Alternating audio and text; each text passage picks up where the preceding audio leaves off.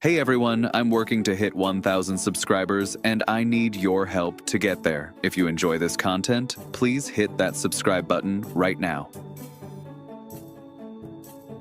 The Minnesota Vikings are on the verge of pulling off one of the most audacious moves in recent NFL history, and it involves stealing a coveted running back from their division rivals, the Detroit Lions. What started as cryptic social media posts has exploded into full-blown trade speculation that has the entire NFC North buzzing. David Montgomery, the bruising running back who helped power Detroit's offense, might be headed to Minnesota in a move that would send shockwaves through the division and potentially reshape the Vikings' championship window. This isn't just your typical trade rumor. The pieces are falling into place in ways that seem almost too perfect, and the drama surrounding this potential blockbuster deal has all the ingredients of an off-season bombshell. From mysterious Instagram stories to liked comments requesting trades, from disappointing usage to financial gymnastics, this situation has everything. And the craziest part? Minnesota might actually be in the perfect position to make it happen. Let's rewind to where this all started. David Montgomery sent the rumor mill into overdrive when he posted his Lions jersey on social media with the number conspicuously covered up. That alone was enough to raise eyebrows across the league, but things got exponentially more interesting when eagle-eyed fans noticed Montgomery had liked a comment on his post that read, "I love you, bro, but you should request a trade. The way they're treating you and Glazing Gibbs is atrocious. Look what happens when we don't use you. We lose." Montgomery eventually unliked the comment, but the damage was done. Screenshots were everywhere, and the speculation was off to the races. Now, you might think this is just an emotional response after a tough loss, but there's substance behind the smoke here. The timing is particularly noteworthy because this social media activity came right after Minnesota's defense absolutely demolished the Lions' offense in their recent matchup. Detroit put the ball on the ground, and Montgomery was rendered virtually invisible in that game. He managed just 25 yards on 10 carries, which is nowhere near the production level we've come to expect from a back of his caliber. For a guy who once put up 151 yards and 2 touchdowns against Baltimore earlier this season, being reduced to such minimal impact has to be frustrating beyond belief. When you dig into Montgomery's usage throughout this entire season, a disturbing pattern emerges. He's only eclipsed double-digit touches in a handful of games. After that explosive Baltimore performance where he looked like vintage Montgomery, the Lions seemingly forgot what made him special.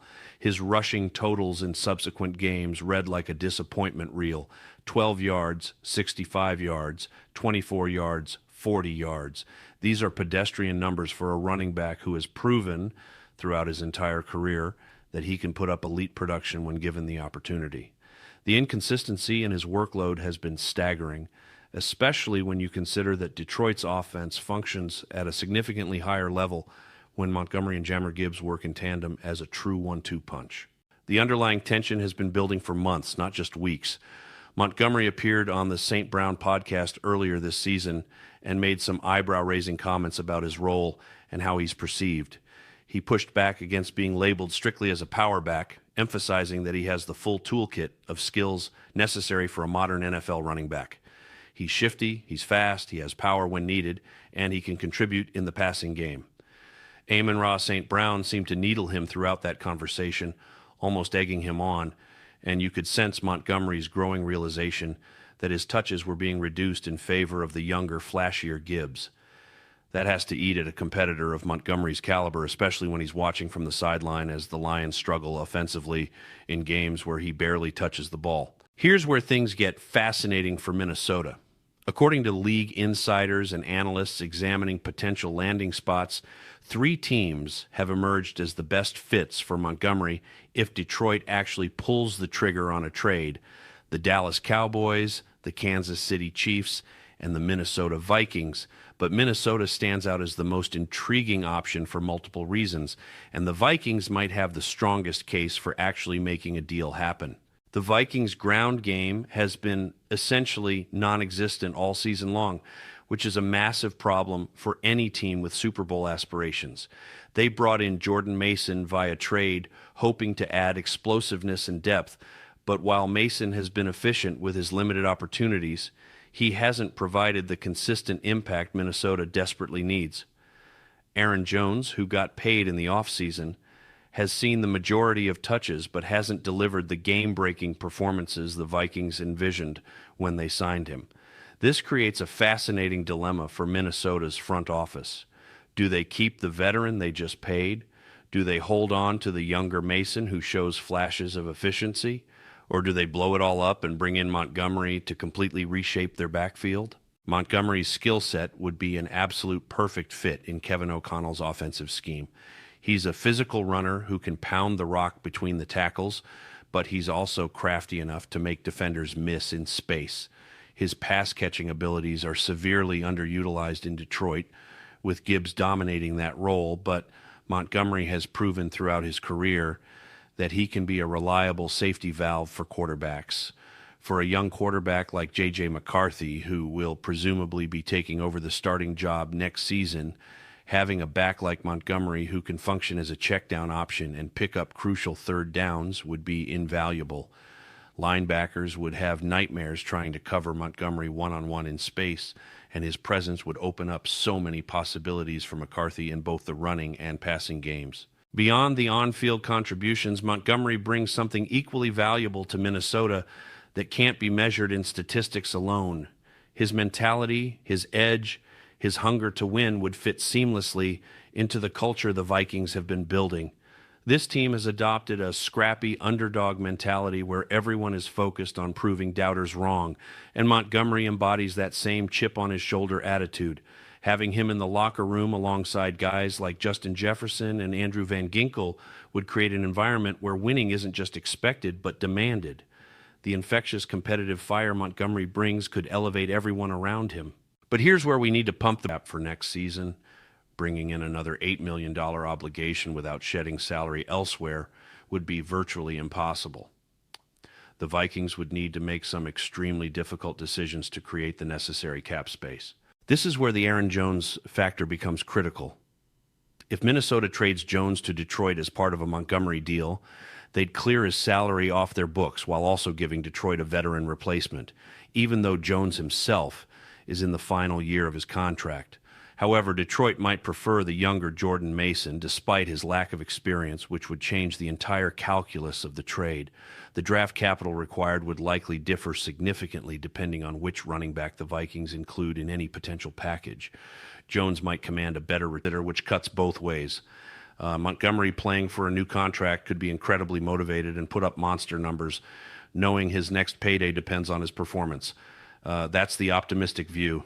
The pessimistic view is that the Vikings would be trading assets for essentially a one-year rental with no guarantee Montgomery wants to re-sign in Minnesota after next season. Given their cap situation, extending Montgomery immediately might not even be financially feasible, which means they'd be betting everything on one season with no long-term security at the position. That's a massive gamble. Let's game out what a Montgomery acquisition would actually mean for Minnesota's championship window, because that's ultimately what this decision comes down to. The Vikings have a roster that's competitive right now, but they're facing a potential roster exodus over the next few years as contracts expire. Dalvin Tomlinson, Blake Cashman, Jonathan Greenard, Andrew Van Ginkel, and numerous other key contributors have deals expiring within the next 2 to 3 seasons. This isn't a team that can afford to wait and hope things develop gradually. Their window is now, or at minimum, it's right now-ish. Adding Montgomery would be the front office essentially declaring that they're going all in for the next year or two, consequences be damned. This would be a very Rams-like approach, reminiscent of how Los Angeles mortgaged their future to win Super Bowl LVI. They traded draft picks, ignored long-term cap implications, and focused entirely on maximizing their championship odds in a specific window. It worked for them, and there's an argument that Minnesota should adopt the same philosophy. If you believe J.J. McCarthy can develop into a franchise quarterback quickly, and if you believe this defense is special enough to carry you deep into the playoffs, then going all in makes perfect sense. You'd have Montgomery and potentially Mason as your backfield tandem, both on contract years, both hungry to prove themselves, both playing with maximum urgency. That could be a devastating combination that takes pressure off McCarthy and makes the entire offense more dynamic. The counter-argument is that Minnesota would be sacrificing future flexibility for what amounts to a relatively small upgrade at running back. Even if Montgomery is better than what they currently have, is he enough better to justify the cost? Would adding him actually move the needle on their Super Bowl odds in a meaningful way? These are the questions that General Manager Kwesi Adofo-Mensah and the rest of the Vikings brain trust have to wrestle with. The answer isn't clear-cut, which is what makes this situation so fascinating. There's also the division rivalry angle that adds another layer of intrigue to this entire scenario. Montgomery has already bounced around the NFC North, going from Chicago to Detroit during his career. If he lands in Minnesota, he'd be joining the exclusive club of running backs who have played for 3 teams in this division. Aaron Jones would potentially be doing the same thing in reverse, going from Green Bay to Minnesota and possibly to Detroit. The football gods must have a sense of humor, because watching these guys continually move between bitter division rivals is almost poetic. Imagine Montgomery scoring touchdowns against Detroit twice a year after they traded him away. The storylines write themselves. The wild card in all of this is whether Detroit would even be willing to trade Montgomery within the division.